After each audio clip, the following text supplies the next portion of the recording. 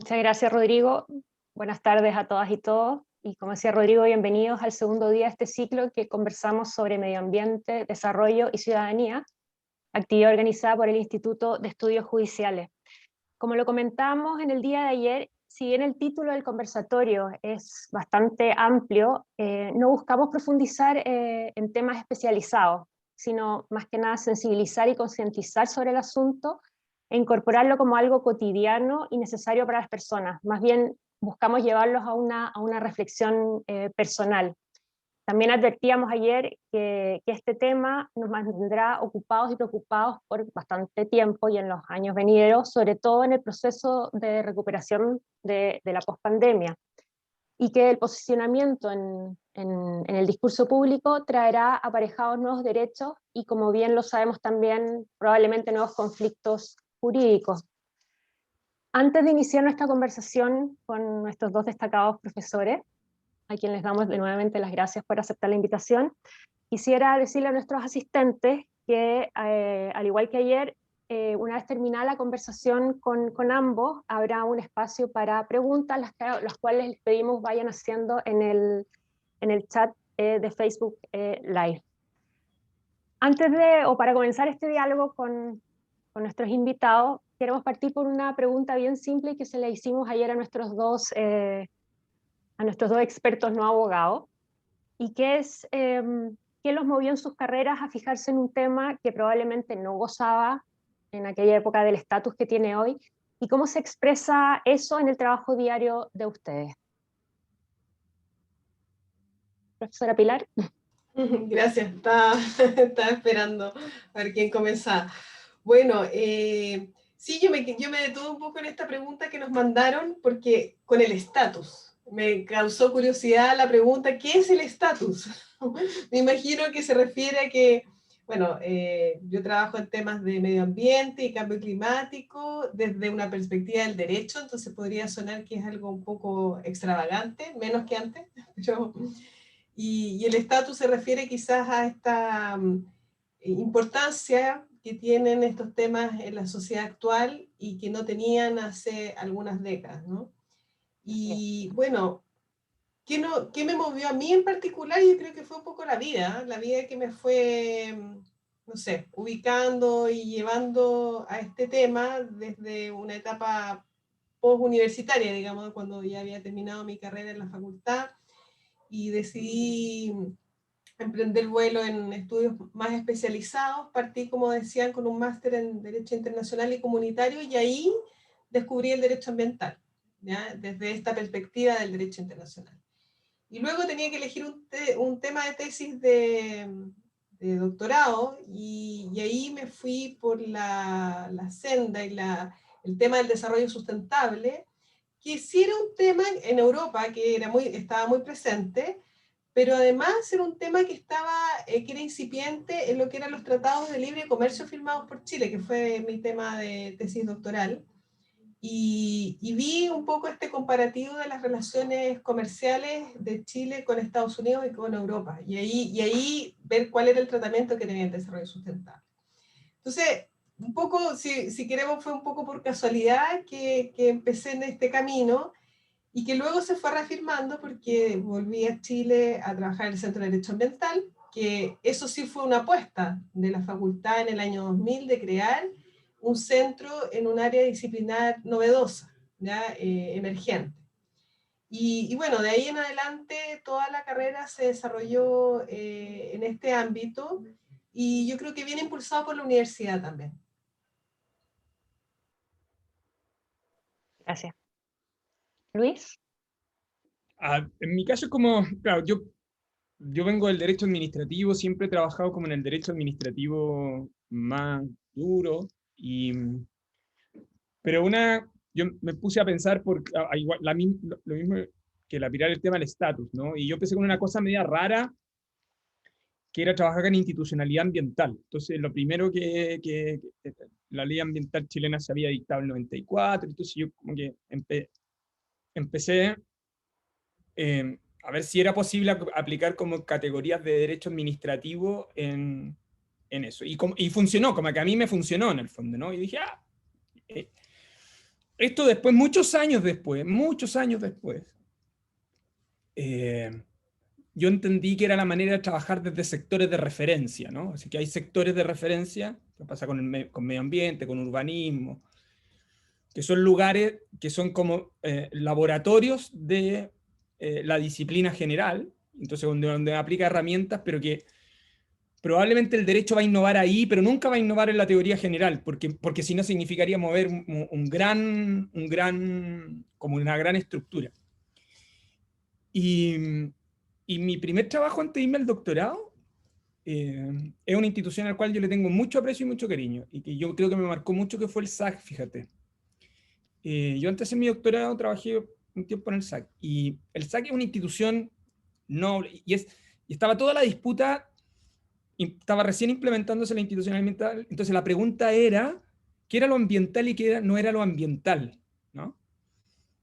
Entonces había como un grupo de profesores y como que habían trabajado en la ley ambiental y todo, y que era este grupo que había tratado de concebir la idea de derecho ambiental, y yo me sentía como muy distante de eso. Entonces empecé a mirar, y el SAC a mí me sirvió para entender qué cosas podían ser calificadas de ambientales, ¿no? Y fue es un tema hasta el día de hoy, pero en ese momento era brutal. Y me acuerdo que en un momento determinado había que definir muchas cosas, pero una de ellas tenía que ver con que el SAC quería implementar un sistema de certificación de productos orgánicos y no había cómo hacerlo. Entonces, claro, mi primera experiencia laboral antes de hacer mi doctorado fue entender cómo funcionaba un organismo que además se autorreproduce normativamente de modo brutal, que tiene una gran sofisticación, y que yo le debo mucho, porque en el fondo despertó en mí esa inquietud. Yo hice mi doctorado y cuando quise trabajar en responsabilidad del Estado por daño ambiental, traté de buscar los vínculos y no me cerró. Entonces volví, y ya cuando volví se estaba trabajando en la implementación del sistema de evaluación de impacto ambiental, tuve la fortuna de estar ahí metido en la discusión del reglamento, y de ahí la vida me siguió en eso, y más o menos me ha conducido en siempre trabajar en derecho administrativo y medio ambiente, asumiendo que yo no soy un especialista en derecho ambiental, que los especialistas y las especialistas son otros, como la profesora Moraga, y en mi trayectoria en la facultad como profesor, harto tiempo colaboré con el centro, y hoy también sigo trabajando en estos temas a propósito del CR2, y particularmente el área de gobernanza, que es la que dirige Pilar y donde yo también trabajo. Y sigo trabajando en estos temas, ¿no? En cómo se vincula el derecho administrativo con este sector de referencia al cual yo le tengo mucho aprecio y cariño, porque entre medio, profesionalmente me tocó la responsabilidad de llevar la coordinación cuando estaba la ex ministra Uriarte en el Ministerio de Medio Ambiente de la reforma de la institucionalidad ambiental, así que yo me doy por pagado para siempre de haber participado de esos procesos, ¿no? Me siento súper afortunado de haber podido conjugar mi dedicación académica con esas coyunturas profesionales, sin las cuales probablemente no tendría el marco conceptual que me permite trabajar hoy día esos temas. Aprovechando la participación que ambos han tenido en distintas iniciativas o formulación de políticas públicas, como expertos en derecho, ¿cuáles serían para ustedes los 2 o 3 temas más urgentes que creen que se deberían abordar o a lo mejor que se están abordando en estos minutos y que pueden impulsar cambios viables y a lo mejor un impacto visible en mejorar la calidad de vida de las personas? ¿Me toca? Sí, profesora, por favor. Ya, bueno, vamos a seguir en este orden entonces. Bueno, yo acá yo tengo mi corazón bien puesto, ¿no? Lucho lo sabe bien, y yo llegué hasta ahí en mi relato anterior, hasta la llegada al Centro de Derecho Ambiental, pero yo ahí empecé a trabajar muy temprano en temas de energía que fueron derivando al cambio climático, que fue el tema que seguramente abordaron ayer en profundidad. Y a partir de este tema, y relacionándolo también con la pregunta anterior de este nuevo estatus, es bien curioso porque yo cuando empezaba a dar clase en este tema, yo tenía que explicar lo que era el cambio climático y qué provocaba el cambio climático, y los alumnos estaban con unos ojos bien abiertos y sorprendidos.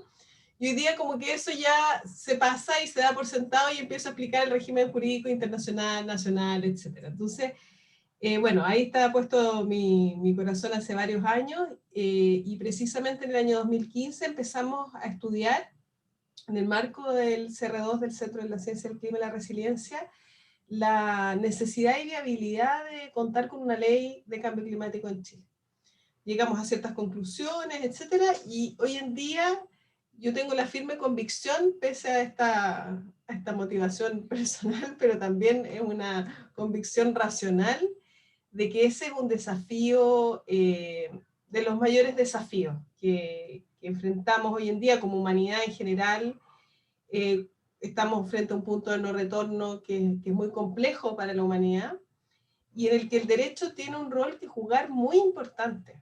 Entonces, yo creo que ese desafío que Chile asume primero con la firma del Acuerdo de París y con los compromisos que eso implica en cuanto a compromisos de estabilización de los gases de efecto invernadero y otros, se traducen actualmente en un proyecto de ley marco de cambio climático que francamente creo que es hoy día, si yo ya estábamos estudiando esto en el 2015, hoy día tengo la absoluta convicción que no es posible avanzar en el cumplimiento de estos compromisos internacionales que son indispensables para mantener una temperatura global del planeta aceptable para la sobrevivencia de la humanidad, digamos, así de sencillo y de complejo a la vez. Y yo creo que este proyecto de ley puede dar las bases de un tránsito de nuestra sociedad hacia economía baja en carbono. Yo creo que da las bases tanto institucionales, de instrumentos, que va a requerir mucho trabajo después, ¿no? Pero sí da bases, creo, sólidas, en coherencia con el régimen legal internacional, y creo que ahí hay sí un desafío, una oportunidad para Chile, para realmente reorientar nuestro modelo de desarrollo, nuestros modos de vida, en esta perspectiva, respondiendo a esta preocupación. Profesor Cordero. Yo comparto con Pilar, pero por cierto, yo creo que la mayor especialista sobre derecho en cambio climático es Pilar en Chile. O sea, yo creo que de verdad, más allá de mi amistad con ella, es mi convicción genuina. Y yo creo que yo comparto con ella esa evaluación y hacia dónde debemos ir. Pero la razón por la cual yo llego a esa conclusión es que yo diría que la experiencia nuestra desde la implementación de la legislación, primero de la Ley de Base del Medio Ambiente, a partir del 94, y que esencialmente lo comenzamos a hacer a partir del 97, ¿no? Ha sido el sistema de evaluación de impacto ambiental, y eso significa evaluar proyecto a proyecto, y el efecto que se ha producido es la falta de visión del largo plazo, y eso sí, lo que hemos dejado es que el caso a caso sea el que defina las consideraciones ambientales en contexto de compatibilidad. Eso incentivó muchísimo los temas de judicialización. Hay un trabajo muy interesante de Pilar sobre judicialización del sector eléctrico que luego se disminuye, pero que se traslada a otro lugar. De hecho, la reforma ambiental trata de buscar una solución desde el punto de vista política pública bajo la figura del ministerio para eso, pero el sistema de evaluación de impacto ambiental tiene tanto peso, o sea, tiene un peso tan fuerte que termina por absorber buena parte de la agenda. Y por la otra, gestionamos instrumentos también de mucha urgencia, que son planes de descontaminación, que nos hace administrar en la contingencia. Cambio climático es la oportunidad que tenemos de volver a discutir sobre regulación ambiental mirado en perspectivas más comprensivas y en el largo plazo. Hay muy buenas razones para eso, en el fondo. Además, todas las que ha señalado Pilar, pero una de las razones esenciales es que además te obliga no solo a mirar el modelo de instrumentos públicos para eso, sino que te obliga a un modelo de gestión en la administración pública que es diametralmente distinto al que tenemos hoy. Nosotros hoy día tenemos un modelo extremadamente sectorializado, y uno de los problemas que tiene, o uno de los grandes desafíos que tiene en verdad la tramitación del proyecto de ley de cambio climático, es es cómo desacoplar ese modelo. Yo creo que cambio climático es necesario e indispensable, pero también es una oportunidad para reorientar y para poder volver a darle esta dimensión más comprensiva a la regulación ambiental. Y por la otra, si uno mira la práctica jurisprudencial en verdad se ha construido a partir del caso a caso y de la evaluación ambiental, y yo creo que ahí hay un aporte. La Corte ha entendido, cuando hablo de la Corte estoy hablando de la Suprema, de que hay elementos comprensivos mayores, y yo creo que ahí ha ido moviendo una frontera que si la Corte no la movía era muy poco probable que la moviera el sistema institucional, ¿no? En algún sentido la Contraloría con alguna de sus jurisprudencias también lo ha hecho, pero yo diría que la Corte en la manera en cómo ha incorporado con más profundidad precautorio, a veces errático, pero da lo mismo. Yo creo que ahí hay una frontera que se ha ido moviendo y que le da la oportunidad al proyecto de ley de cambio climático. Con esto cierro. Eso tiene otro efecto, y el efecto que eso otro que tiene es que además uno debiera mirar con un criterio más crítico los instrumentos sectoriales. Voy a poner el siguiente ejemplo, que es polémico, todo lo que es el derecho de aprovechamiento de agua, en el fondo, ¿no? La idea de perpetuidad es una idea que contradice el presupuesto central sobre el cual descansan las regulaciones de cambio climático. O sea, si nosotros queremos tener una regulación sustantiva en ese sentido, la idea de perpetuidad es una idea, además es una ilusión, es decir, los próximos 5 años no tenemos mucha claridad lo que sí o no tenemos mucha claridad como qué tipo de comportamientos vamos a tener. Lo que sí está claro es que la idea de perpetuidad que supone ese derecho, como la concibe el derecho, es relativamente incompatible fácticamente con lo que representa cambio climático.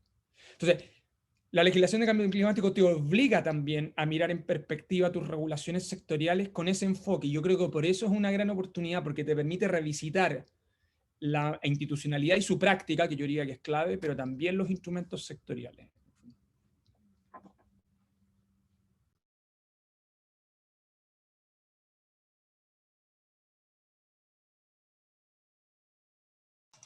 Está silenciada, Daniela. Silencia, ahí sí, gracias. En esta instancia, elaborar una nueva constitución, ¿cómo ven ustedes el espacio del medio ambiente en este debate? ¿Debería ser a través de, a lo mejor, principios, reglas? ¿Debería ser algo más genérico, algo más concreto? ¿Debería condicionarse la definición de modelo económico? ¿Cómo ven ustedes el espacio del medio ambiente en esto? Gracias, Daniela, por la pregunta y gracias a Luis por sus comentarios. Me encantó esta perspectiva que él dio, que yo no lo había mirado así hasta ahora y es interesante. Esto de esta mirada a largo plazo, ¿no es cierto?, de remirar una política pública ambiental a largo plazo es una cosa novedosa e indispensable. Y yo creo que, bueno, y esto uniéndolo con la pregunta de ahora, ¿no?, de la nueva constitución. Bueno, o sea, estoy quizás en un sitio, en un lugar que quizás la respuesta es como casi obvia, ¿no? No voy a decir que el medio ambiente es una cuestión accesoria. Y de acuerdo a lo que ya he mencionado anteriormente, yo creo que la gran cuestión hoy día es cómo nos vamos a relacionar con el medio ambiente como sociedad, y como sociedad en Chile por varias razones. Porque Chile es un país, su territorio es un territorio vulnerable frente a los impactos del cambio climático. Vemos el episodio de sequía, que solo se va a agravar. Vemos episodios de floraciones algales nocivas, ¿no es cierto? Ahora hay uno reciente en Aysén, que normalmente nosotros decimos, bueno, siempre hemos experimentado marea roja, es una cuestión corriente, al igual que los incendios o los aluviones, pero somos testigos de que este tipo de eventos climáticos extremos ocurre cada vez con mayor frecuencia y que cubre cada vez mayor parte del territorio. En ese contexto, contexto, hoy en día pareciera ser que la cuestión ambiental debe ser una cuestión estructural, una cuestión central del pacto social que pudiera firmarse en nuestro país. Y a mi parecer, en ese sentido, no puedo adherir a una visión atomizada de la protección constitucional del medio ambiente que se limite al reconocimiento de principios, derechos, deberes, sino que a una visión que sea el trasfondo de la mirada constitucional. Porque medio ambiente sí, son derechos, deberes, principios, etcétera, pero también, y ahí Luis podrá hablar con mucha más propiedad que yo, es la organización política del Estado, es la organización del territorio. Hoy día contamos con una organización política del territorio que divide una cuenca, siendo que toda la literatura, todas las experiencias nos dice gestión integrada de cuencas, y cómo hacemos eso cuando la cuenca es parte de dos regiones que pueden tener buena comunicación o no pueden tenerla, y la administración tiene ciertos límites en eso. Entonces, yo creo en un abordaje desde la Constitución del tema ambiental como una cuestión transversal, de un telón de fondo que debiera alimentar y nutrir todas las discusiones. ¿Ya? Hace poco, a propósito de la Ley Marco de Cambio Climático y de la cuestión sectorial justamente, se estaba discutiendo, bueno, cuándo sobre la obligación o el deber de todos los órganos del Estado, o de algunos órganos del Estado, había un listado, de incorporar cambio climático cuando corresponda. Entonces mi observación fue, bueno, ¿cuándo no corresponde?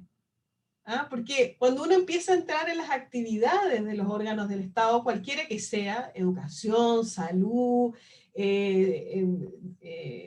género, no sé, cualquier repartición, vemos que hay una vinculación. Entonces, hoy en día es muy difícil decir, no, este sector, esta actividad del Estado, esta actividad de la sociedad no tiene nada que ver con medio ambiente. Y por eso yo veo esto como una mirada transversal, como lo digo, en la Constitución, y por supuesto con una revisión de las bases de la institucionalidad del Estado, en el reconocimiento de un Estado vulnerable y frágil frente a los impactos que se van a generar en las próximas décadas y que nos pueden dejar muy mal parados, en todo sentido, desde un punto de vista no solo ambiental, social y económico. Entonces, bueno, ese es a modo muy de resumen. Gracias. Mira, hay mucha gente, hay mucha gente que le ha metido cabeza acá, el Centro de Derecho Ambiental, ahí la facultad le ha dedicado harto, de hecho, el grupo de profesoras ahí trabajó en un texto que además ha sido muy útil. Hay mucha gente como que está interpelando en torno a esto, ¿no? Y a mí me gustaría decir como 2 o 3 cosas, y algunas tienen que ver con las que hemos hablado, y de hecho de las que ha trabajado Pilar antes, fíjate. Yo diría los siguientes términos. Primero, los debates constituyentes son bien contextuales también, es decir, los debates o sea, la idea de que yo puedo pensar en abstracto un modelo, tu proyecto constitucional con indiferencia de los contextos en los cuales esos se desenvuelven es ciertamente ilusorio, ¿no? De hecho, lo que la evidencia demuestra es todo lo contrario. Y esto es importante para entender, más allá de las relaciones refractarias, que en mi caso hay sobre el modelo de la Constitución del 80. La Constitución del 80 representa un periodo en muchos sentidos, y en medio ambiente también lo representa. Y de hecho se suele explicar que la Constitución chilena es una de las primeras constituciones que habla de medio ambiente, en fin, pero el problema es por qué habla de medio ambiente. Había un factor que era determinante, que era, a finales de los 70, principios de los 80, nosotros teníamos un problema muy serio que es contaminación ambiental, contaminación atmosférica. Y por eso la Constitución tiene un énfasis tan fuerte ahí. Esa cláusula constitucional ha sido resignificada en muchísimas ocasiones. De hecho, la Corte, cuando hoy día lee uno su jurisprudencia en torno al 19 número 8 de la Constitución, en verdad la Corte como que reescribió ese artículo y en verdad lo que está hablando es derecho al ambiente sano, ¿no? Eso es como más bien lo que si uno lee la jurisprudencia hoy día, en esos términos se mueve. Cuando uno se va a la jurisprudencia a finales de los 80, cuando está el caso Lauca, cuando incluso, y en la década de los 90, a principios de los 90, es irónico, pero la jurisprudencia le da un valor a la naturaleza, porque además la Constitución dialoga con el concepto de naturaleza a propósito de función social de la propiedad. Luego, entre medio, con la implementación de la legislación ambiental, se tensiona, un tema que con Pilar hemos conversado en otro seminario, se tensiona el debate sobre actividad económica con tutela ambiental. Como si fueran dos problemas, un asunto de compatibilidad, y entonces viene toda esta discusión de sostenibilidad, sustentabilidad. Es un debate que nos tomó mucho tiempo en los 90. Está muy marcado y está muy contaminado el sistema de evaluación de impacto ambiental de ese debate. ¿Qué generó todo eso? Por cierto, lo que generó es esta sensación de que los territorios no son escuchados. Entonces, claro, hablamos que hay participación ciudadana, pero en verdad no la hay, por una razón extremadamente simple, porque el nivel de incidencia de las personas en los procesos ambientales es limitado o sencillamente nulo. Entonces, la sensación que queda es que esos procesos son relativamente inútiles. Lo que estoy diciendo es que la idea de participación en medio ambiente logra que los territorios adquieran un significado particular para una idea que tiene que ver más con el concepto de democracia ambiental, ¿no? O sea, esta idea de que no solo tiene que ver con votar, sino que tener con convivir democráticamente los territorios. Y además de eso, la implementación del convenio 169 estresó el sistema de evaluación de impacto ambiental. Entonces, el debate sobre la consulta indígena y todos los debates sobre protección de ese tipo de patrimonio, al igual que el patrimonio cultural, se fue consolidando en medio ambiente. ¿Qué efectos tuvo eso en el fondo? El efecto que tuvo eso, en mi opinión, es que medio ambiente en el caso chileno fue moviéndose mucho más allá del factor contaminación, yo creo que eso es correcto, en la práctica institucional. Y el proceso de Bachelet, de la presidenta Bachelet, su proceso constituyente tiene una cosa que es bien atractiva, que Lilian Galdame en la facultad ha trabajado, que ha trabajado también Francisco Soto en la facultad. Entonces, que en el fondo han mirado qué pasó en ese proceso. Y si tú miras, medio ambiente aparece en valores y principios, aparecen derechos, pero también aparecen deberes. Es que es bien, bien relevante. Y además de eso, está muy engarzado en ese proceso a la idea de calidad de vida. ¿Por qué lo vinculo? Quiero hacer el cierre un poco para reforzar la idea de Pilar, ¿no? Medio ambiente es más que un derecho. Se ha terminado, si uno mira en términos retrospectivos, ¿en qué ha terminado? En una cierta valoración de las condiciones de vida de las personas y sus entornos y su vida cotidiana. Eso por una parte. Y por la otra, en el compromiso futuro, en un país donde su gestión de recursos naturales vinculada al sector productivo es determinante. Uno no lo podría negar en el fondo. Entonces, la atención sobre medio ambiente y modelo de desarrollo es clave, que es probablemente lo que conversaron en el seminario de ayer. En el fondo. Entonces, cuando uno mira en perspectiva, eso, hablamos de medio ambiente, pero estamos hablando de muchas más cosas. Estamos hablando de calidad de vida, pero también estamos hablando del compromiso con las generaciones futuras. También estamos hablando de equidad intergeneracional. También estamos hablando de deberes.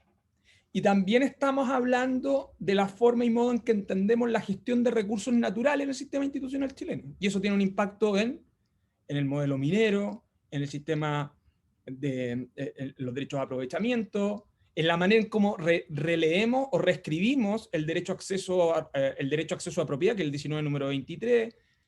Entonces, y además tiene que ver con cómo distribuimos el territorio, porque es cierto, la pregunta es, bueno, oiga, pero usted me tiene distribuida una región que no dialoga con una distribución ambiental. Entonces, si queremos hacer gestión de cuenca, tenemos que tomar una opción. ¿Cuál es el modelo de gestión ambiental que tenemos? Si queremos un modelo de gestión de cuenca, sabe que el modelo en que tenemos la distribución del territorio hoy día no le sirve.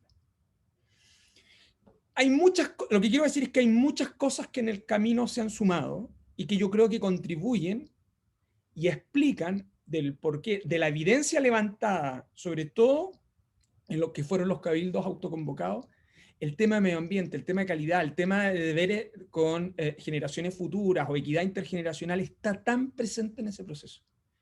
Y por eso entonces abre la pregunta en cómo somos capaces de poder llevar eso a la cláusula. Ahora, en la siguiente perspectiva, ¿no? Lo que también demuestra la evidencia es que las constituciones pétreas o que tienen muchos años son las menos. Que la habitualidad es que estemos en procesos de revisión constitucional cada 30, 40 años. Si tú me apuras a mí hoy día, eso hace que la discusión ambiental sea muy contingente con cambio climático. Y no hay razones, o sea, yo creo que hay buenas razones pragmáticas para que las cláusulas constitucionales estén muy vinculadas a esos aspectos esenciales que nos parece que son relevantes. Y ahí luego viene otra pregunta, que es una discusión un poco mayor. Si es que la Constitución tiene que ser neutral, ese modelo de desarrollo, que es una discusión que en los sistemas institucionales está muy presente de 1950 en adelante, o sea que tampoco es muy particular de ahora, pero entonces, yo diría que hay un entramado de cosas que quizás esta es la primera vez que tenemos la oportunidad de verlo en términos tan horizontales y tan representativos en distintas áreas de la Constitución. Pero para eso creo que la experiencia retrospectiva que nosotros tenemos es muy relevante. Yo creo que ahí, por ejemplo, la experiencia de Pilar en la judicialización de proyectos de energía es muy decidora. Ella sabe mucho más que yo, así que yo creo que ella podría contar más de el efecto que tensionaba eso, ¿no? No, yo no me voy a tomar tu pase, Luis, pero no para eso, porque mientras hablaba, justo tenía aquí en la mesa unas notas que tomé ayer en una charla que hice del caso de las dunas de Concón.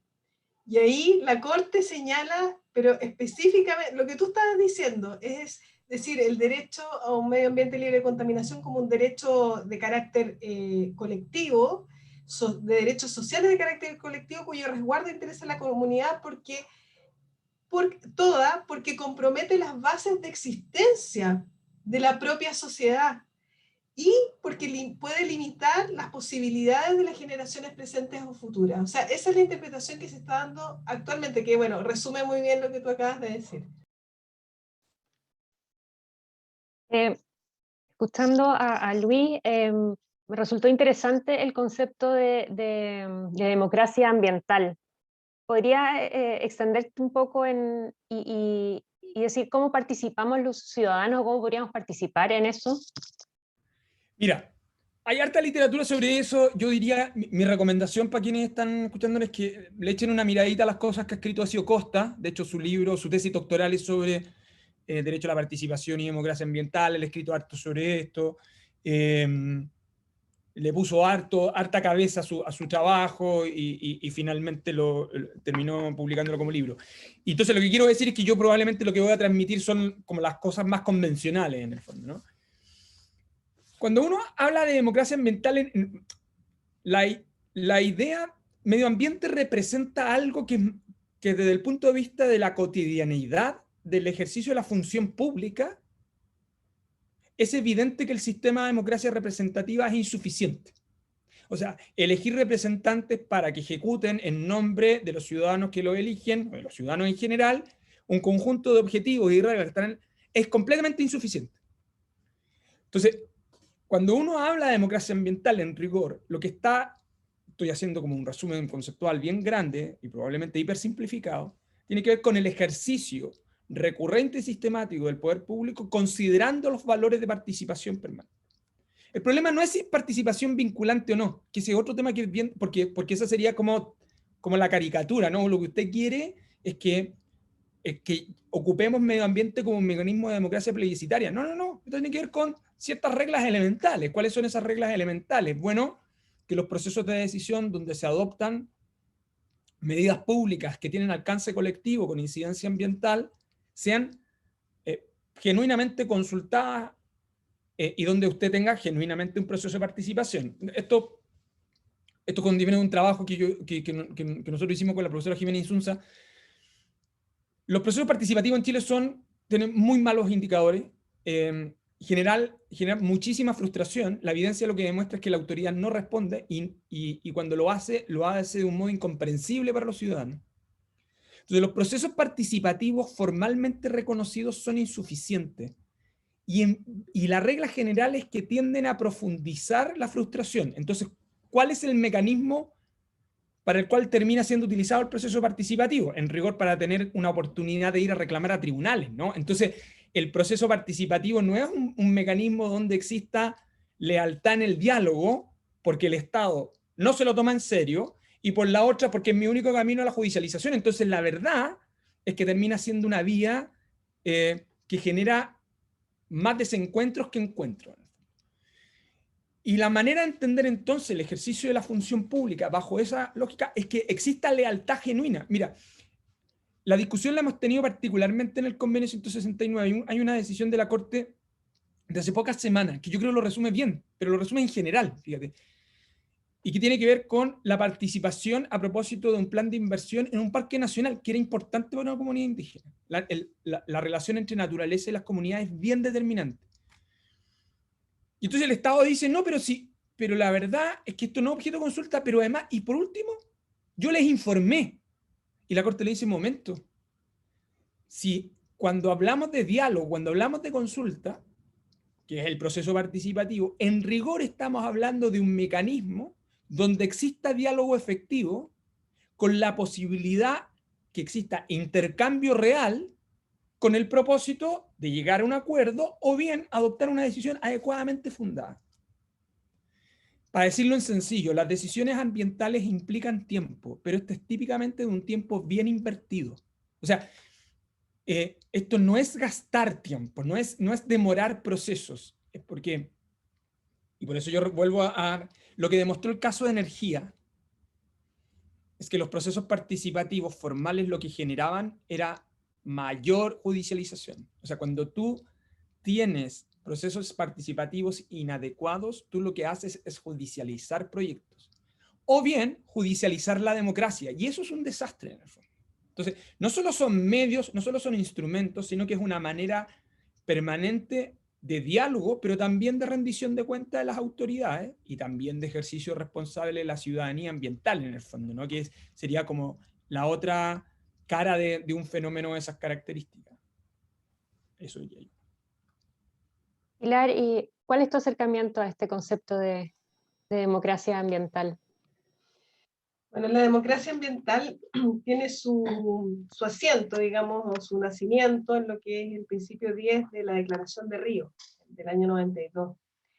Ahí hay una trilogía que es este derecho a participar, derecho a informarse, al acceso a la información, y derecho al acceso a la justicia en materia ambiental. Y a mí me gusta mucho la jurisprudencia del Segundo Tribunal Ambiental de Santiago en esta materia, porque a propósito y en el marco del CIA, fueron aclarando cuál es esta interconexión o esta relación entre estos tres elementos. ¿Por qué para participar es necesario contar y acceder a la información idónea, relevante para la participación? Y cómo eso favorece o no el acceso a la justicia ambiental. Hay varios fallos interesantes en la materia en que, por ejemplo, se establece la necesidad de que las decisiones de la autoridad ambiental se fundamenten en la información del expediente del estudio de impacto ambiental, en este caso. Y no en otra información que no esté ahí, porque de lo contrario se está vulnerando justamente este derecho a participar, porque no se puede participar respecto de información que yo no tengo.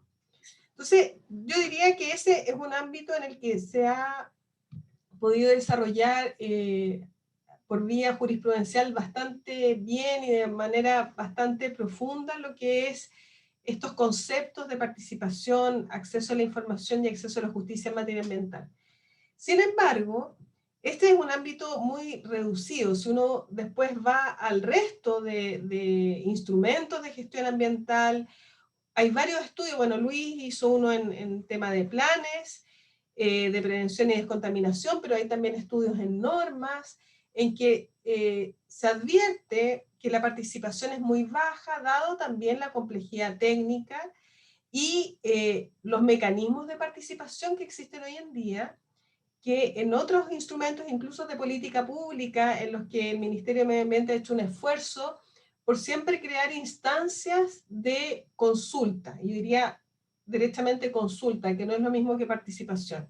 Entonces se abren periodos de observaciones a instrumentos de política o instrumentos de gestión ambiental para realizar observaciones. Y estas modalidades, digamos, es a través de la página web del Ministerio de Medio Ambiente, y cuando uno ve, bueno, quiénes participan, de hecho la ley marco de cambio climático fue sometida a un proceso de consulta, y después, bueno, uno ve quiénes participan de estos procesos, y en general, bueno, son personas, son profesionales, organizaciones, académicos, que tienen la preparación y los conocimientos para poder participar de estas instancias.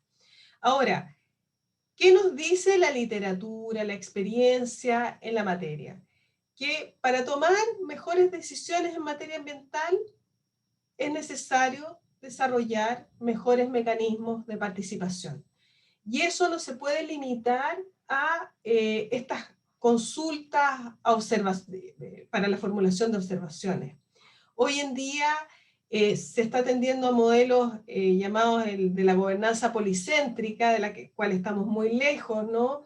Que consiste en el involucramiento de todos los actores en la toma de decisiones, sobre todo en lo que dice relación con el territorio, con las definiciones del territorio. Nosotros vemos incluso cierta evolución en la normativa, no sé, de los planes reguladores, por ejemplo, de un involucramiento mayor de la ciudadanía cuando van a existir cambios, porque es como de sentido común que sean las personas que habitan un cierto territorio que definan las vocaciones, o bien aquellos emplazamientos de actividades o que nadie quiere al lado de su casa, ¿no? Un basural u otros. ¿Cómo organizamos ese territorio? Entonces yo creo que acá sí hay un salto que dar grande, y no solo del involucramiento de los actores individuos ciudadanos, sino también en la participación de lo que son los gobiernos a nivel local, las municipalidades y también los gobiernos regionales. ¿Cómo se va articulando esta participación en las definiciones de los usos del territorio? ¿Por qué las zonas que ya contaminaron y que ya no se pueden seguir desarrollando en Chiloé empiezan a migrar hacia Aysén, en una depredación del territorio que se hace evidente, sin que los actores locales puedan ir tomando las decisiones en este sentido y viendo las alternativas de desarrollo que hay, porque convengamos en que aquí no es que tengamos como única alternativa de un desarrollo y de creación de empleo la instalación de salmoneras en el sur. Creemos que al menos, no sé, sabemos las propiedades de turismo y muchas otras virtudes que tienen estas zonas. Entonces yo creo que ahí hay grandes desafíos en el tema de democracia ambiental pendientes. Recordemos que está pendiente la firma del Acuerdo de Escazú, en el que además se reconocen los defensores ambientales, que quizás es una figura, una institución que también sería imprescindible en un futuro, en una futura regulación en Chile. Gracias, Pilar. Quisiera repetir una... Luis, ¿querías agregar algo? No, sí, solo que no sé, no hay algo que yo Perdón. creo que es súper relevante en los temas de democracia ambiental, porque la triada es clásica, pero yo creo que estamos en un momento que medio ambiente es de los pocos espacios donde tenemos mecanismos formales de participación, donde la autoridad, donde tenemos evidencia. Yo voy a contar una anécdota académica al final, ¿no? Pilar lo sabe. Cuando nosotros hicimos el trabajo de investigación sobre participación en planes con la profesora Insunza, nos dimos cuenta cómo se distribuían la participación en los territorios. Claro, evidentemente la regla general es que son los incumbentes los que participan. Esto es bien importante. Si son los incumbentes, uno tiene que tener cuidado con darle representatividad a un proceso participativo. No sé si me explico, porque los incumbentes al final del día mayoritariamente tienen muchos intereses. Entonces, esa es una primera restricción. Lo que quiero decir es que la participación mirada sin romance tiene también algunas cosas que uno tiene que tener cuidado. Una es, la segunda es que los territorios tienen distinto tipo de inquietud. Una de las cosas que a nosotros nos llamó poderosamente la atención, por ejemplo, cuando analizábamos Talca o Curicó versus Chillán, la cantidad, o sea, la participación por género era, la diferencia era brutal, pero además había otra particularidad, y era que esto sí se repetía en casi todos los lados, que el elemento común es que las personas hacían observaciones que no tenían que ver con las medidas del plan, que tenían que ver más bien con manifestación de inquietud sobre la situación de las enfermedades broncopulmonares, o respecto a la instalación de algún tipo de actividades en la zona, que no tenían que ver con las medidas del plan. Entonces, ¿qué es lo dramático de eso? Lo dramático de eso es que a las personas se les abría la oportunidad de un proceso participativo, ellos formulaban sus observaciones y no había respuesta. Y no solo no había respuesta, es que el Estado recibe esa información y no hace nada con ella. O sea, lo que quiero decir es que la participación requiere interacción, o sea, el ejercicio del concepto de democracia ambiental supone no solo la triada, sino que supone una convicción genuina de que esa interacción es permanente. Eso por un lado. Y por la otra, que el lenguaje no tiene que distanciar. Que este es una gran discusión. O sea, que los problemas complejos de una comunidad no tienen por qué terminar siendo alejados por el tipo de lenguaje, ¿no? Ustedes en el Poder Judicial han trabajado harto en eso, pero eso es bien determinante porque el ejercicio de la democracia ambiental supone también una cierta lealtad en el tipo de lenguaje que utilizamos en las comunidades. Esto nos pasa entre distintas especialidades, por eso a mí me gusta tanto participar de las conversaciones del CR2, porque todas las especialidades tienen que buscar la forma y modo de expresar en un lenguaje comprensible una categoría para que se logre un cierto consenso. Y eso lo hace muy determinado. Bueno, eso también uno tiene que tratar de lograrlo en las comunidades. Y yo creo que ahí tenemos dos grandes déficits y tenemos mucha información y muchos indicadores que nos está diciendo que el proceso participativo, para que sea leal, requiere interacción. Y en segundo lugar, que la manera en cómo se formula en diálogo en ese tipo también tiene que ser leal en el tipo de información, porque yo podría entregarte mucha información y en verdad lo que estoy haciendo es que con el lenguaje y con la cantidad en verdad te estoy ocultando la información. Gracias, Luis. Y hablando del lenguaje, quisiera repetir una pregunta que hicimos ayer a Marcelo Mena y a Maisa Roja, porque precisamente resulta interesante, o sea, cómo lograr tender puentes, ustedes con el mundo, ustedes los abogados con el mundo científico, para construir un lenguaje simple que se traduzca en políticas públicas concretas, y de qué depende este éxito. Y también me gustaría tomarme una pregunta que nos llegó ayer, en que nos consultaban si ustedes, se las hago a ustedes también, si creen necesario que haya un cambio en el proceso de formación de los abogados y si esto favorecería al diálogo. Gracias, Daniela. Quizás me voy a repetir con Maisa porque trabajamos juntas, entonces muy de cerca, pero bueno, esa pregunta la estamos viviendo, la estamos respondiendo en carne propia. De hecho, en el CR2 yo soy responsable de la línea de gobernanza, pero interfaz ciencia política también. Entonces, justamente el desafío está en cómo acercar la ciencia, bueno, y hoy día yo creo que estamos muy sensibilizados con eso, en tiempos de pandemia y COVID, y el rol de la ciencia en la toma de decisiones en la política, ¿no? Y cómo se conjuga la política con los datos científicos. Y hemos estado trabajando en eso, y de manera muy concreta, justamente en el proyecto del marco de cambio climático.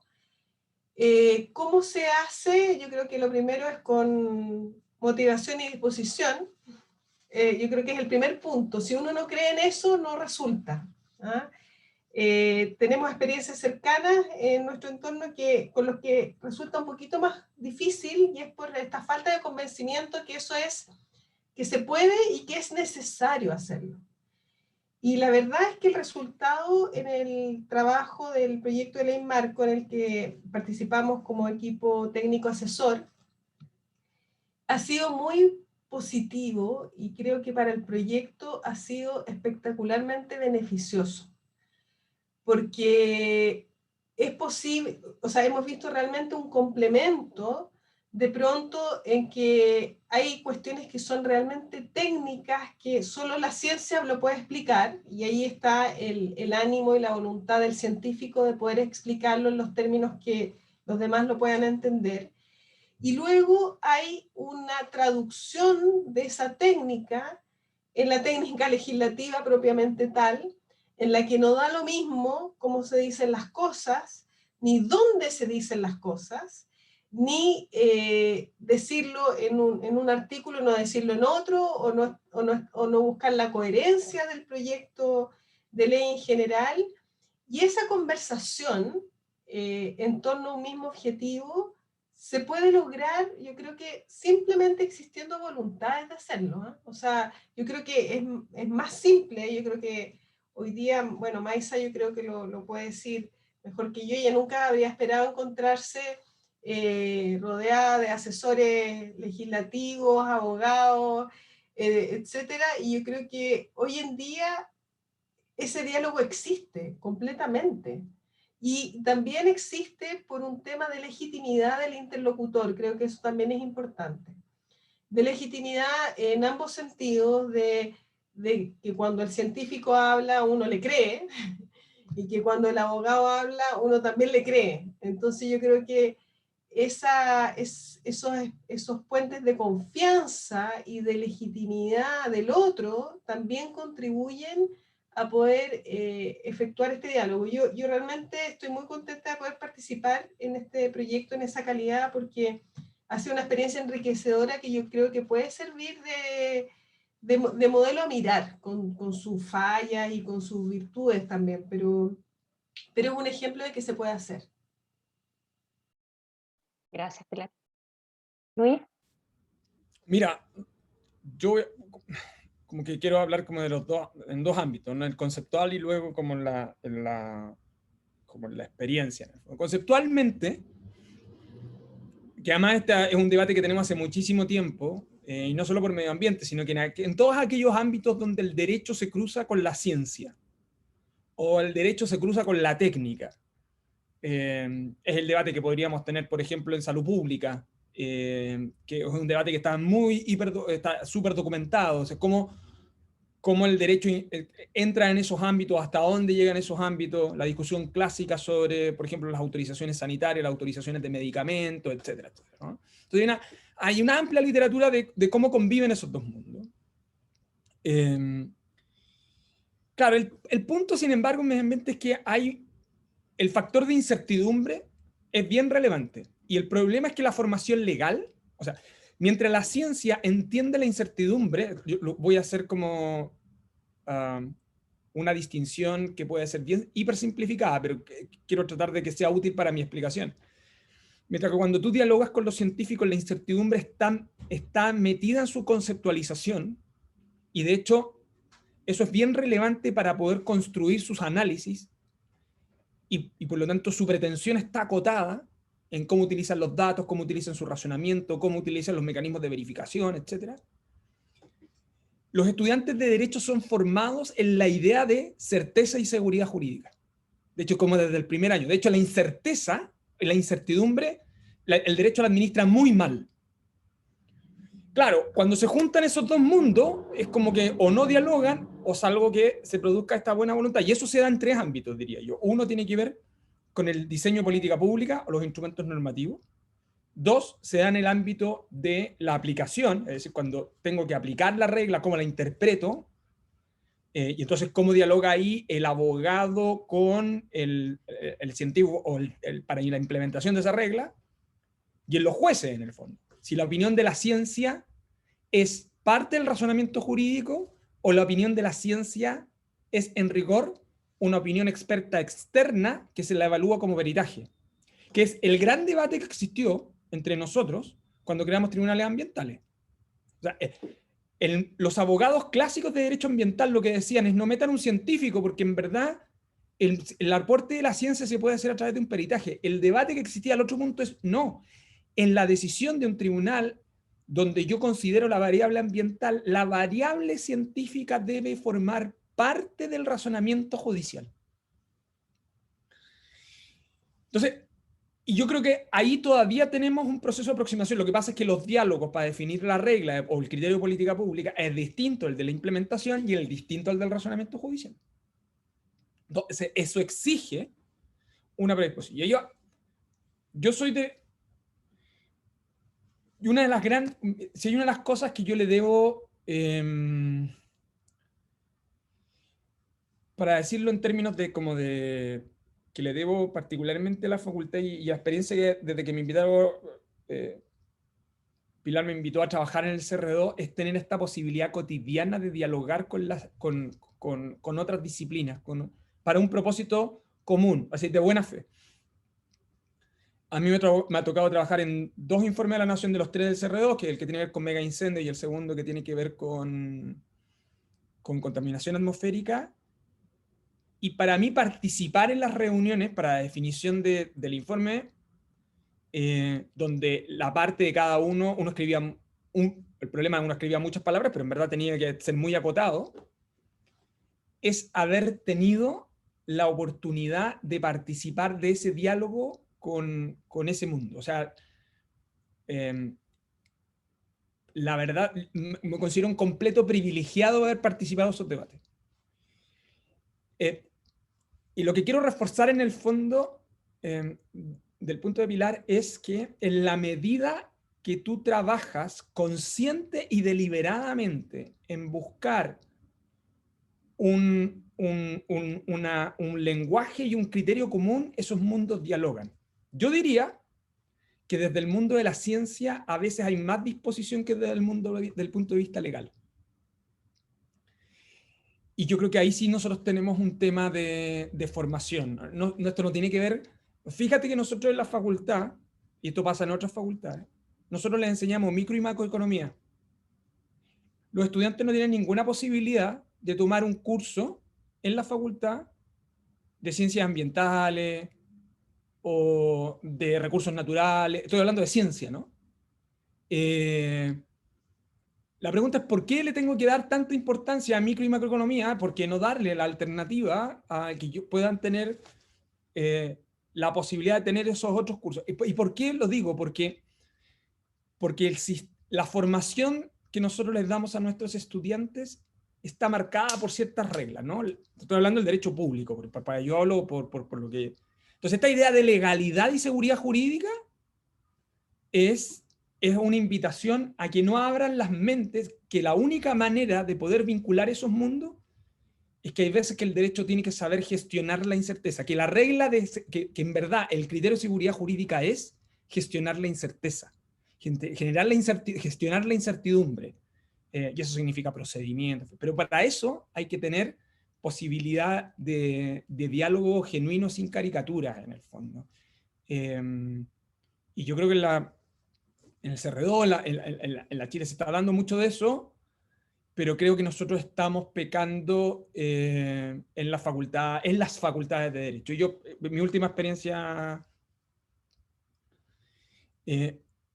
la profesora María Nora González propuso a la universidad uno de estos cursos de formación general, donde se pueden tomar distintos estudiantes, y entonces se hace a propósito de un análisis de caso. Ella me invitó, está la profesora Valentina Urán, Y también participa la Escuela de Salud Pública, también participa la Facultad de Arquitectura, la Escuela de Geografía, y es un curso donde los estudiantes de distintas facultades pueden tomar un curso de formación general, donde van a tener un análisis de casos, este es un caso Puchuncaví Quintero, a propósito de las sentencias de la Corte, pero teniendo aproximaciones no solo del derecho, sino que de distintas disciplinas, desde la salud pública, desde el ordenamiento territorial. Esos me parece que son espacios que contribuyen a esos diálogos, en el fondo. Así que no hay que esperar para tener diálogos profesionales, que esos diálogos son posibles de hacerlos también en las formaciones de pregrado, porque si no, cuando llega el juez, este es un problema de la opinión de experto, y que por lo tanto aquí lo que hay es que esto se resuelve con un peritaje. Yo creo que en lo que se refiere a el razonamiento de la regulación ambiental es más bien, forma parte de su categoría analítica más que de una simple opinión experta externa, en el fondo, ¿no? Es como mi aproximación. Gracias, Luis.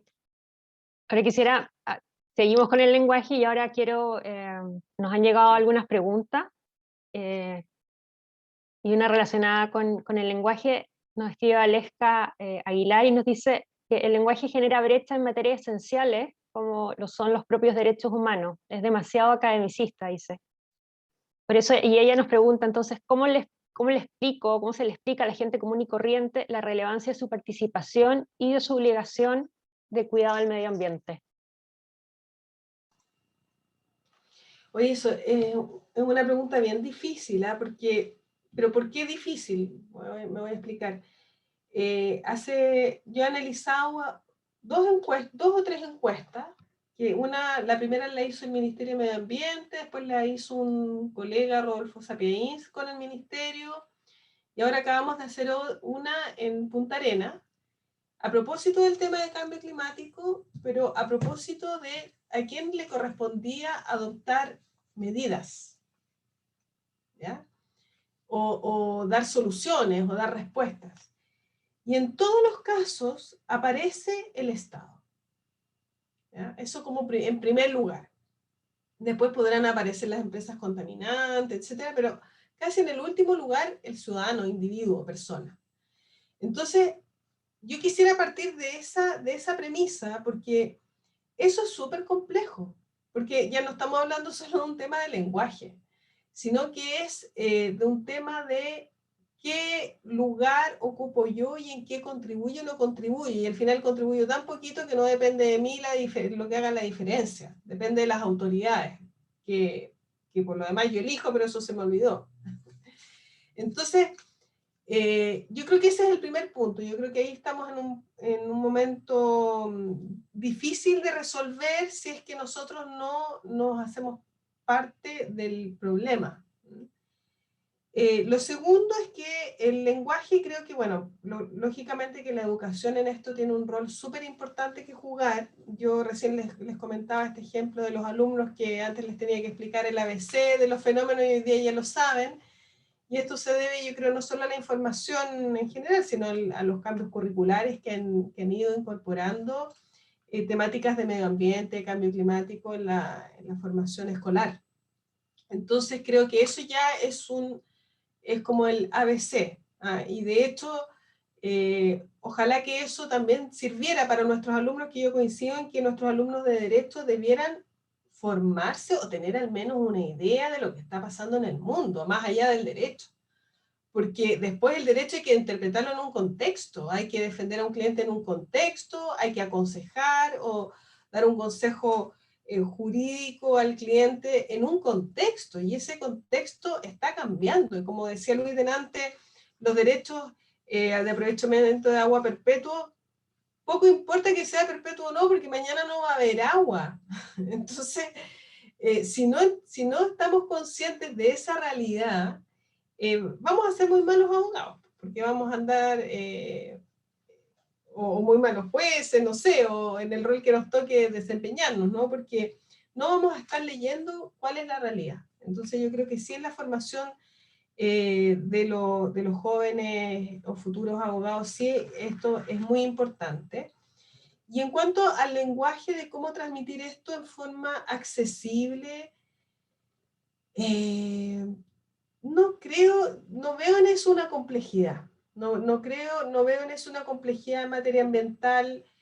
No sé, yo creo que nosotros que profesores universitarios quizás siempre estamos haciendo un esfuerzo porque el lenguaje sea asequible, no solo a los estudiantes, sino a veces al público general, porque justamente el medio ambiente también se da de que muchas de nuestras actividades, congresos y seminarios, hay público general, o sea, no hay solo abogados, que quizás en otras disciplinas puede ser un poco distinto, pero hay ingenieros, hay a veces representantes sociales de ONG o de una junta de vecinos que se están informando. Entonces, en eso siempre ha habido un esfuerzo de poder, no hablar en simple, pero hablar en un lenguaje comprensible, que yo creo que es bastante abordable. Entonces, yo no subestimaría la posibilidad de una persona sin conocimientos en materia de derecho ambiental de acercarse a esta materia.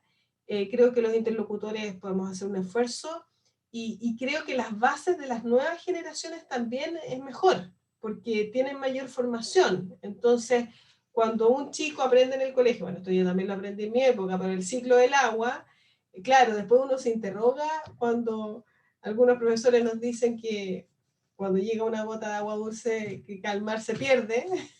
Entonces uno dice, bueno, pero hay un ciclo del agua y ese ciclo tiene que respetarse, y eso uno lo aprendió en el colegio. Entonces eso solo para ejemplificar que yo creo que no tenemos una mala base como para, y no debemos subestimar al público en general. Luis, ¿quieres agregar algo? Sí, mira, yo lo pondría en los siguientes términos. La democracia ambiental requiere ciudadanos ambientalmente activos. No sé si me explico, ¿no? Esta idea de que yo puedo interpelar al Estado y que es el Estado el que me...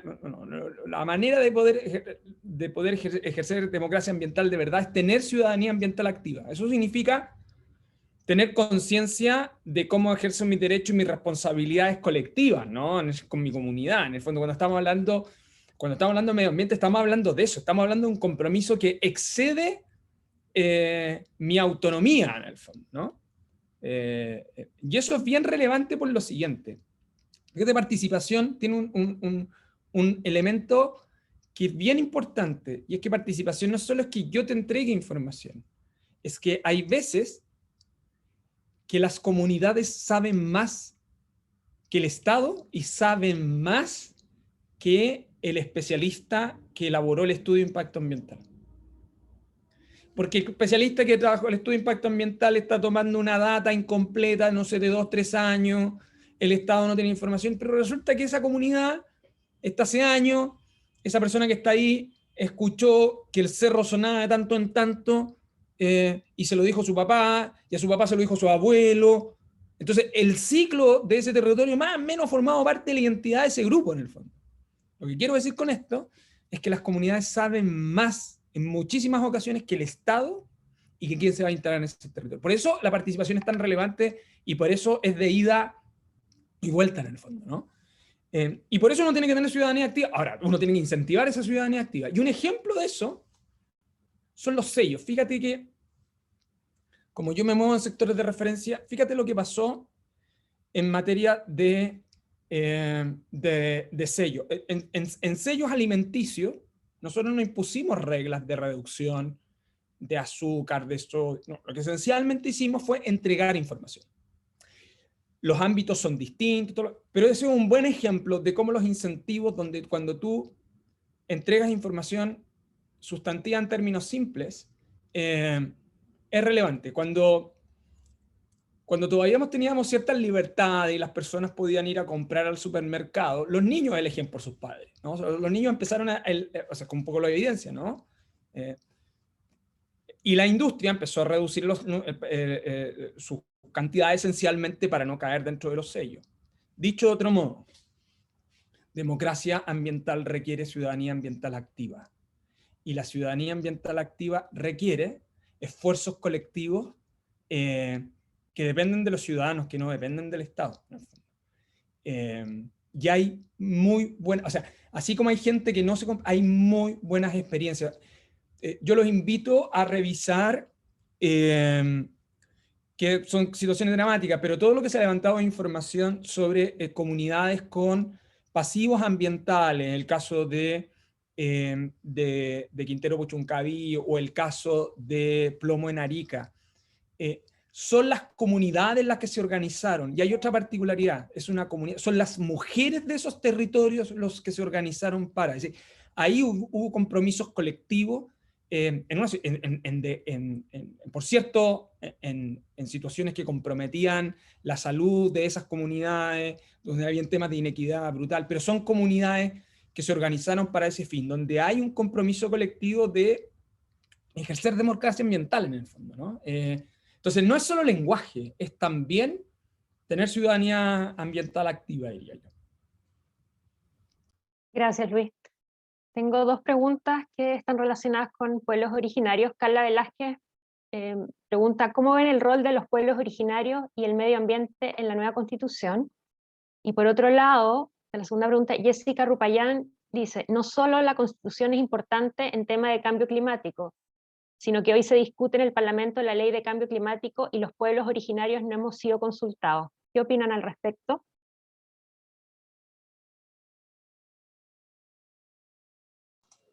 Gracias, Daniela. Mira, yo voy a hacer... tengo una opinión respecto al tema de comunidades indígenas y el proyecto de ley marco de cambio climático. El proyecto no habla de comunidades indígenas, habla de grupos vulnerables. Y efectivamente aquí quizás hay una confusión entre el reconocimiento de las comunidades indígenas en el proyecto y la necesidad absoluta de hacer una consulta indígena respecto del proyecto. A mi juicio, el proyecto tal como está es un proyecto que define una institucionalidad, que es una institucionalidad que ya existía y que simplemente se formaliza en el proyecto de ley con algunas modificaciones, como la creación de un comité científico, por ejemplo. También crea instrumentos de gestión del cambio climático, que crea y reconoce, debo decir, porque, por ejemplo, incorpora la NDC, que es Contribución Nacionalmente Determinada, que es un instrumento que ya existía por el Acuerdo de París y se reconoce a nivel legal. Hay una estrategia climática a largo plazo, que es la que va a definir cómo se va a cumplir esa contribución nacional. Y luego hay planes sectoriales, ¿ya?, que son los encargados de definir las medidas y acciones precisas para poder cumplir las metas de la ley y las metas sectoriales que también se definen en los otros instrumentos. Sin embargo, más allá de la definición de los instrumentos, no existen acciones o medidas concretas. Entonces, a mí, yo he hecho el ejercicio, y se los digo muy honestamente, yo he hecho el ejercicio de decir, bueno, ¿en qué la creación de esta institucionalidad y la creación de estos instrumentos, y lo he dicho de manera muy resumida, podría afectar a las comunidades indígenas? Porque de verdad que si hubiera identificado este elemento, no lo callaría, digamos, no tengo ninguna razón para hacerlo.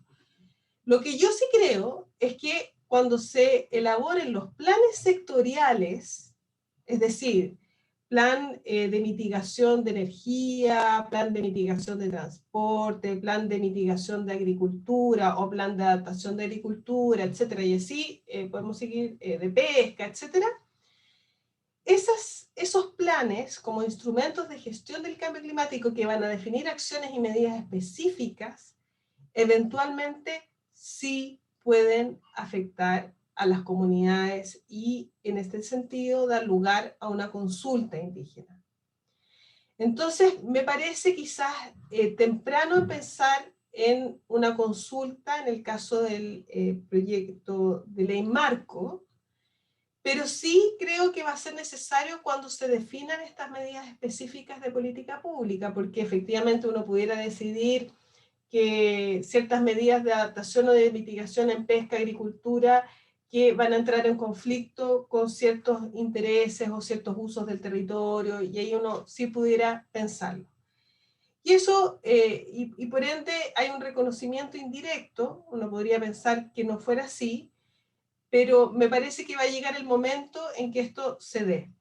Ahora, a nivel constitucional, justo creo que estaba hablando con mis alumnos esta mañana, sí, era esta mañana, respecto de cómo, bueno, cómo discutir esta nueva constitución, y yo creo que hay dos elementos que ya están dados, ¿no? Que es, primero, el proceso constituyente es un proceso paritario desde un punto de vista de género, o sea, ya hay una perspectiva de género en la composición de la comisión constituyente, y luego el reconocimiento de la participación de pueblos originarios también en este proceso. Entonces yo creo que son dos elementos que no pueden estar ausentes de ninguna manera luego en el contenido, lógicamente, de la nueva Constitución. ¿Cómo hacerlo si vamos a ir hacia el reconocimiento de un Estado plurinacional? Yo creo que es el momento, y eso es una convicción profunda, de reconocer las diversidades. No somos una sociedad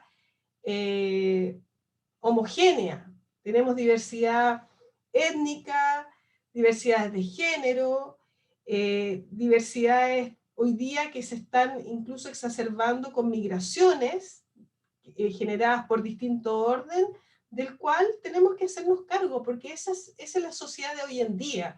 Y yo creo que tenemos que ser también coherentes. Nos gustaba mucho la mundialización, nos gustó mucho ir a los mercados internacionales. Bueno, eso significa diversidad. Y esa diversidad, hoy en día nos tenemos que hacer cargo, y lo hablo específicamente por el tema migratorio, pero también de la diversidad que tenemos dentro en lenguas, en culturas, y en cosmovisiones, y creo que la Constitución, la nueva Constitución se debe hacer cargo de esa situación. Gracias, Pilar. Luis, ¿quieres agregar algo? Yo solo, en esto yo creo que es importante la experiencia que hemos tenido con el convenio, que más allá del convenio 169, más allá de las disputas, yo creo que de alguna otra manera ha persuadido a algunos de los debates. Si yo pongo esto en el debate del 2009, que es más o menos cuando el convenio iba a entrar en vigencia, después de, no sé, de una década y media de tramitación, de impugnación en el Tribunal Constitucional. Les quiero recordar que el convenio se ingresó al Congreso a principios de los 90. Entonces, yo creo que hemos avanzado en entender la comprensión de los pueblos originarios y su vínculo con la naturaleza, y yo creo que eso ha sido bien importante en varios de los criterios de la jurisprudencia de la Corte. No ha sido fácil. Una década después, poco más de una década después, del punto de inicio, por cierto, estamos en una situación distinta. Y yo creo que ahí hay todavía algo que mirar y de explorar, en fin. Yo estoy de acuerdo, Pilar, de hacia dónde avanza ese mecanismo de reconocimiento. En fin. Pero mi única preocupación, esto es una preocupación más global, es que, porque es una cuestión empíricamente demostrada, ¿no? Chile no es un país distinto el día siguiente que se apruebe la nueva Constitución. Ni tampoco se deroga en su totalidad el sistema legal antiguo. O sea, hay un sistema de transición, y por lo tanto lo que vamos a tener es el gran ejercicio de cómo gestionar la transición entre las reglas constitucionales que aprobemos con el sistema legal que vamos a mantener vigente. Y eso va a resignificar varias cosas. Y esto lo digo por lo siguiente, porque hay que tener cuidado con constitucionalizar todos nuestros debates. El debate de pueblos originarios tiene un foco bien específico en la Constitución, y me parece que es bien relevante, pero ha existido una ganancia en la aplicación del convenio, desde el punto de vista de la persuasión, de la manera en que, cómo, utilizando el sistema de evaluación de impacto ambiental, se ha internalizado a golpes, a porrazo, a sentencias, no por convicción, sino que por conveniencia al final del día. Entonces, yo creo que ahí hay que hacer dado que ese proceso está avanzando, hay que tener cuidado, y no lo digo solo a propósito de los efectos del convenio, sino que también lo digo respecto a los avances en otras cosas que nosotros hemos podido tener a nivel normativo, porque, y esto es lo que me interesa transmitir, que algo no quede en la Constitución no significa que fracasó y que por lo tanto lo desechamos, ¿no? Ojo con eso. Lo pondría en términos más radicales. Quizás la Constitución no diga nada de cambio climático, pero todo lo que hemos hecho en materia de cambio climático y la ley marcó, si la aprobamos antes de ese proceso, no significa que el cambio climático no sea prioritario. No sé si me explico bien, hay que tener muchísimo cuidado con transformar el problema de constitucionalización, primero, en una lista muy grande de problemas, y en segundo lugar, en que si no queda, es una derrota, porque el sistema legal tiene que seguir conviviendo con las reglas del juego que tiene en el fondo. Y ahí hay una serie de avances, hay una serie de ganancias que yo creo que el proceso las tiene que activar, ¿no? Y a mí me parece que en materia de aplicación del convenio, con todos los inconvenientes que hemos tenido, hay avance y hay que evitar que la discusión constituyente signifique pérdida de su avance. Y sobre el impacto del proyecto, y ahí no sé, yo difiero más bien en Pilar, que es la que tiene más claridad sobre la aplicación del proyecto. Yo no me he detenido a estudiar sobre el estándar para efecto de la aplicación de la consulta en ese caso en particular. Así que ahí yo creo que la explicación de Pilar ha sido, creo que la correcta. Muchas gracias, Luis. Bueno, por mi parte, quiero darte las gracias a ti y a la profesora Pilar Moraga, y quisiera, para ir cerrando, dejar con ustedes al presidente del Instituto de Estudios Judiciales, Rodrigo Carvajal. Yo me quedo luego de la sesión de ayer y la de hoy día con algunas como claridades que podría resumir más o menos así. Yo considero que la discusión medioambiental y sus distintas vertientes es una fuerza de cada vez mayor gravitación contra formas de poder económico, ideológico y político que creo que ya están bien identificados.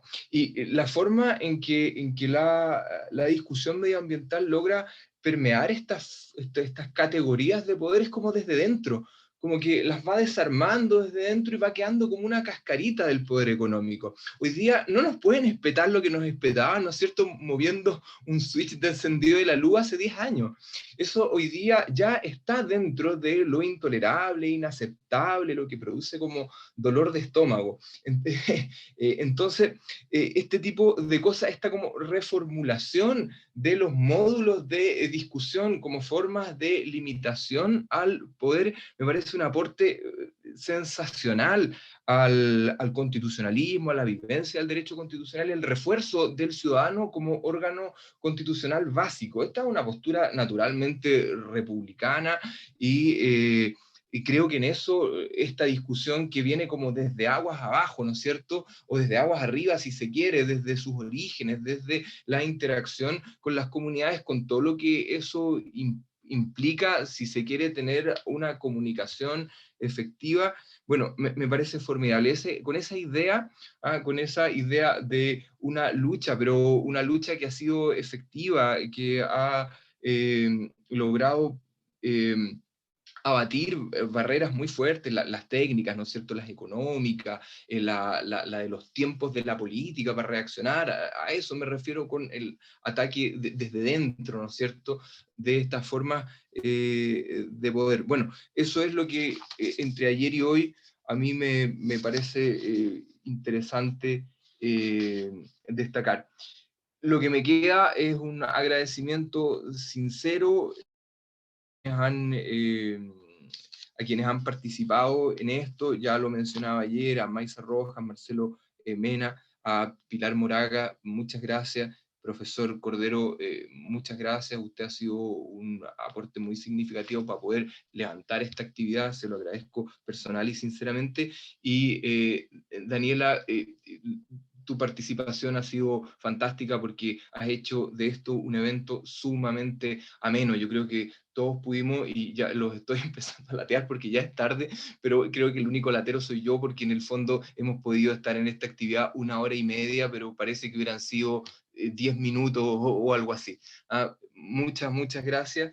Eso. Y nos vemos pronto en otra discusión de esto. Creo que esto es como el inicio de un ciclo que tiene que continuar. Gracias. Buenas noches. Gracias a ustedes. Gracias, Rodrigo. Que les vaya muy Gracias. bien. Buenas Chao. noches, gracias por todo. Salud. Muchas gracias por la invitación. Gracias. Chao. Gracias. Chao, que estén muy bien, Pilar. Chao, Nena.